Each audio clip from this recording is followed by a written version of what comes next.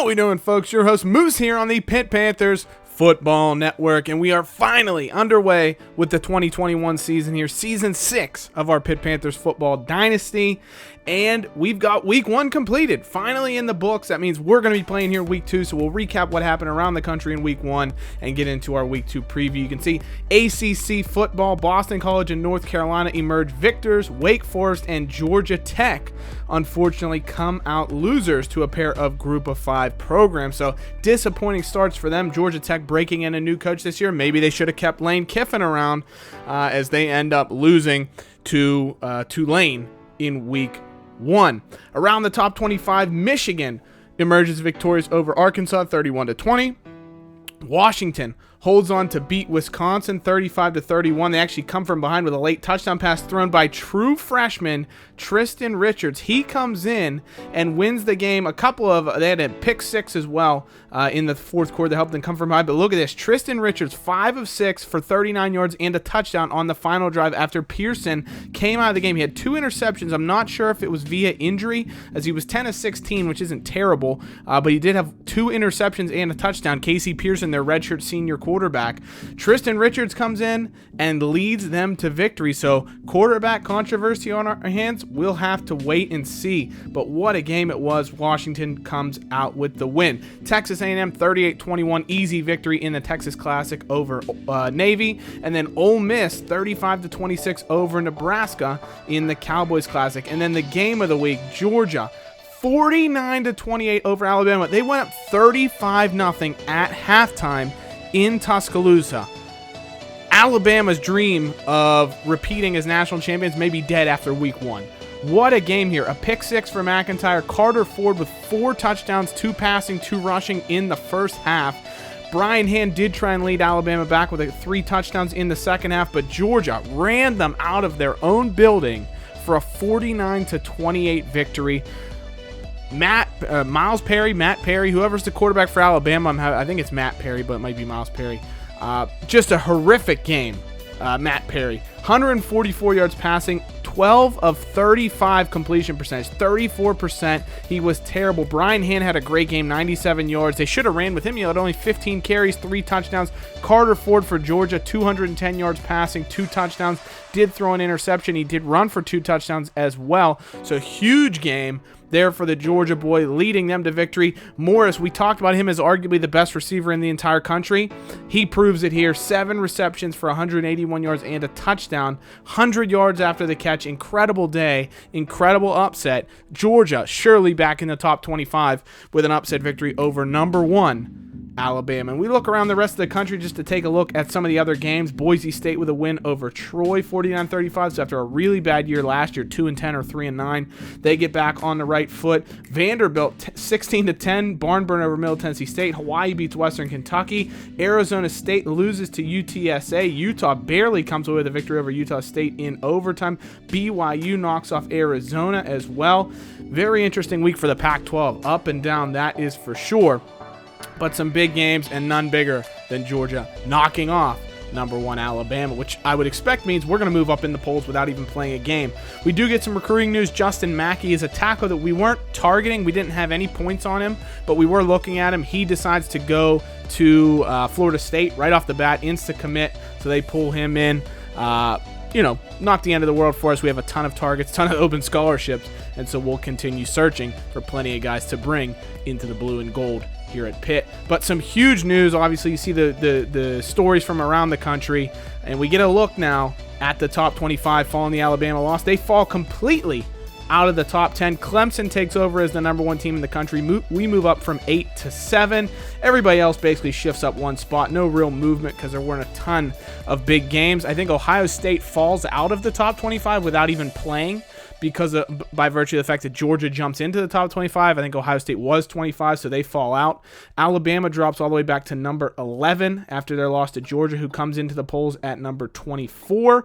Otherwise, there's no movement as Georgia comes in. Michigan falls back a space, and Ohio State falls out of the polls due to that change up. But otherwise, nothing shaking there. We do have some huge games this week that you can see. Notre Dame's going to take on Clemson. Texas A&M's going to take on Florida. Some big games for teams with national aspirations that are going to be very instrumental in how the polls shake out and how the national picture shakes out very early in the season already. We look at our NCAA players of the week. Evan Booker, the redshirt junior outside linebacker for BYU. Big game for him. 2 forced fumbles, recovered one, had a sack. And Joshua Todd, the redshirt junior quarterback, 253 yards passing, 73 rushing, 5 total touchdowns, gives him NCAA Offensive Player of the Week. In the ACC, Sam O'Donnell, the redshirt senior halfback for UNC, he's poised for a big year, I think. Almost 200 total yards, 3 touchdowns. Big day both receiving and rushing the football. And then Paris Fontenot, the freshman strong safety, 2 sacks and 4 tackles for a loss, total of 7 tackles in the victory over East Carolina. It's a huge game for the freshman. Look for him to make an impact when we take them on later in the season. ACC, we do have a few teams taking on FCS schools, a few teams taking on lightweights. Virginia Tech goes against Wyoming. Big game, Virginia versus Stanford, 2 teams that look to rebound from subpar seasons last year. Stanford's probably got the edge. They've got more talent. They're at home. I expect them to come out with a victory, but you never know. Virginia's been a perennial underachiever here, but we saw, I think, Oregon State last year was like a B, and they end up going 10-3 or something like that. So it could happen. You never know. Army against Duke. We know how Army's so good at rushing the football. They'll take on Duke this week. Wake Forest looks to rebound, taking on Tulane, who just beat Georgia Tech last week. So Tulane with their second straight ACC matchup. They seem to take on the ACC all the time. We played them, 2 years ago? And they've taken on a ton of ACC teams recently. We've got NC State taking on Alabama in the Chick-fil-A kickoff game, which interestingly enough is not a kickoff for Alabama. They're already 0-1 on the season. They'll look to rebound against an NC State team that'll be starting a freshman at quarterback. So that'll be a lot of fun to see how they're able to do against a Bama team that has a lot of questions at quarterback, of course. Matt Perry, very disappointing for the Crimson Tide. He'll look to bounce back here in week 2. Miami, former Big East matchup, taking on Rutgers, who's now, of course, in the Big Ten.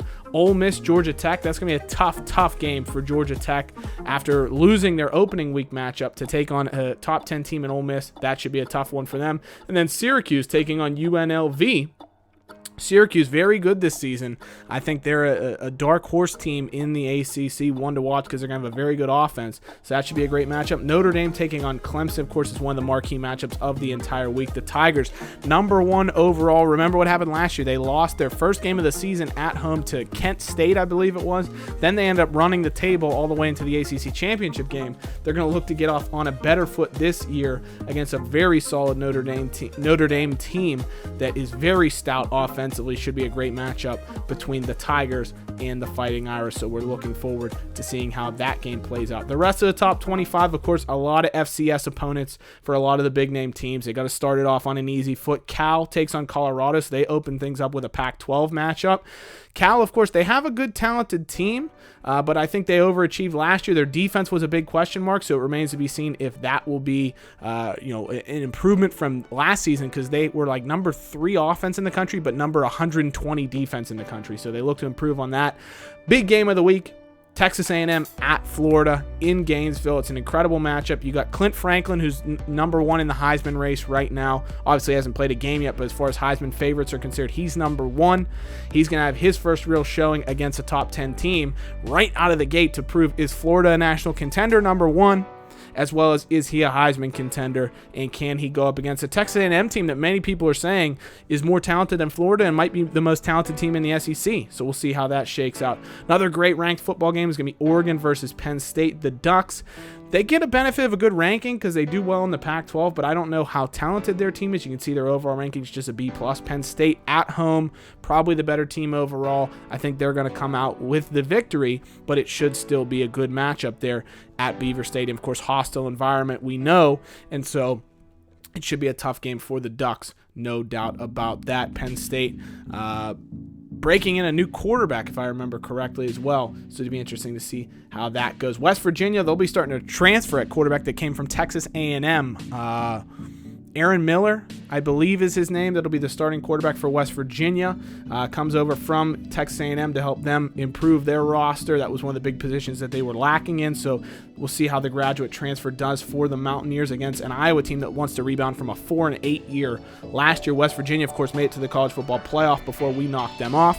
So they're looking to continue off on a strong foot this season.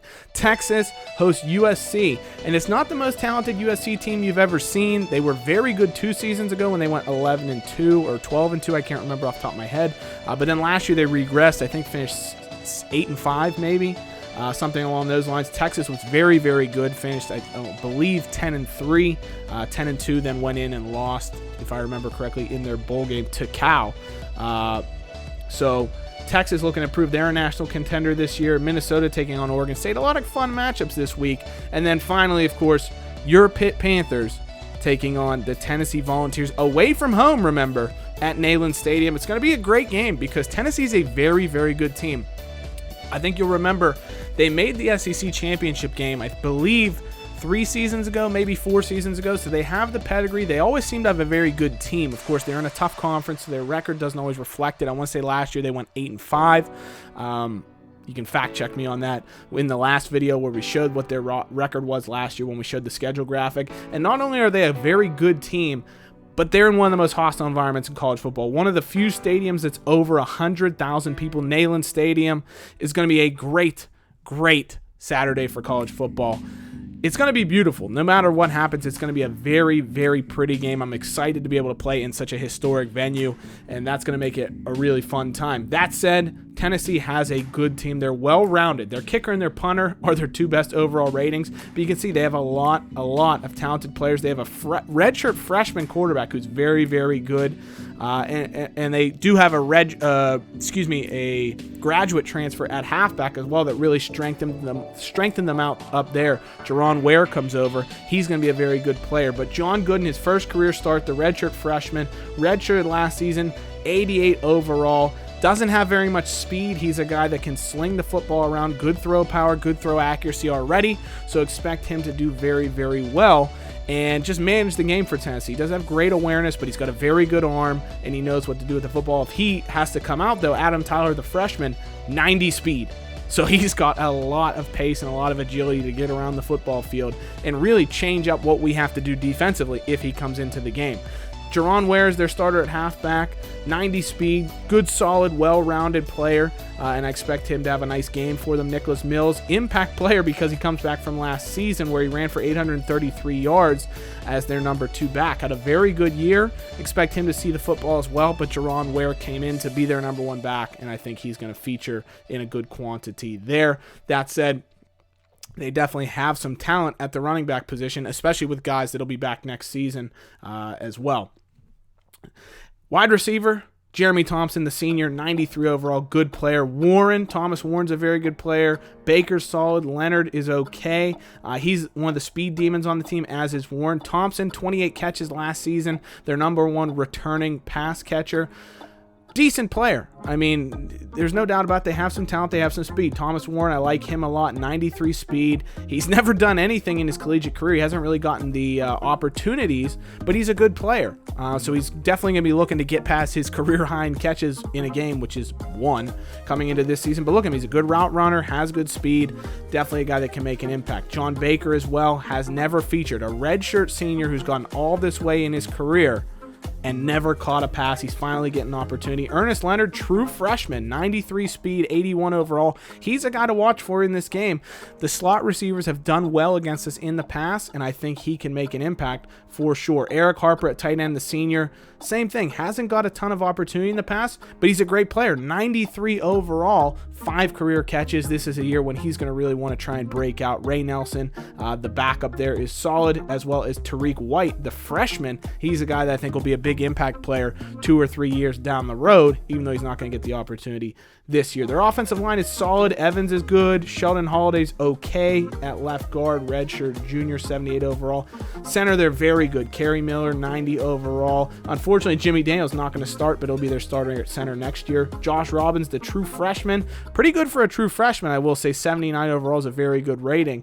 And Johnny Gibson at right tackle, redshirt junior, 80 overall. So they're not bad on the line. They don't have any superstars, but we, in theory, should out overall them on the line. So if our guys can live up to their ability, we should be able to get some pressure on the quarterback like we were able to do, the entirety of the last 2 or 3 seasons. To be honest, we've had the best pass rush in the country, and I hope that'll continue this year. Tennessee does have a couple of good pass rushers, though. Darrell White's a good solid player. Nobles is good. Their defensive line's very good. John Williams, Freeman, McCall, they're all guys that have solid overalls, can clog up the middle of the field, and that'll really disrupt, number one, the idea that we want to establish the run with our 3 solid running backs that we have. We want to get after them with the run, force them to get back on their heels, and then allow AC Reese to use his ability to, number one, throw the football, but also get out in space and throw the football as well. So that's what we want to see come forward from this game. Josh Ewing's going to have a lot to say about it. He was a great tackler for them last season. The junior's very, very good. Greg Maddox as well, not the pitcher, but a solid contributor at middle linebacker. You'll see him likely at outside linebacker as well because he has a ton of speed and can fill in at those positions if need be. Corey Scott may be their weak link at right outside linebacker. True freshman, 79 overall, which is a good rating for a true freshman for sure, but it's the weak link as far as their outside linebackers are concerned. Cornerbacks, they're very good, and they have a ton of speed. Hill, Roberts, Hakeem Nelson, lightning quick, freaking fast is what they are. Damian Hill, 4 career interceptions. He's very, very good. Andre Roberts does not have one yet, but he's solid. Hakeem Nelson, 97 speed. So those are all guys we're going to have to watch out for. Deshaun Conley at free safety, quick. They have a lightning fast secondary. J.R. Ingram, probably their best defensive player, just gets all over the field and can make plays. Hill, though, those corners are so fast, and that's going to be tough for us because we've finally converted our receiving core into having some good speed. But the question will be, with the guys with so much speed on the other side of the football, will they be able to get separation to give AC Reese the ability to throw the football? So I think a thing we're definitely going to have to look for is get some good route combinations, maybe some mesh routes, some different routes where receivers will cross near each other so that they can potentially run some, unofficial pick plays and things like that where they can make some space to be able to get open and give AC Reese easy throws, because if we don't give him easy throws, he hasn't been really broken in just yet where we feel comfortable with him throwing into tight windows. So it's going to be a show me game, a real prove it game for AC Reese at quarterback, and for our team as a whole, rebounding after losing Kenny Pickett, of course, our number one player, our starting quarterback, our senior leader, as well as a ton of defensive players as well. It's going to be a game where we need to prove that we still have what it takes to win a national title. So as always, guys, thank you so much for watching. We'll see you in the game. Pitt, Tennessee. Hail to Pitt. Take care. Bye-bye.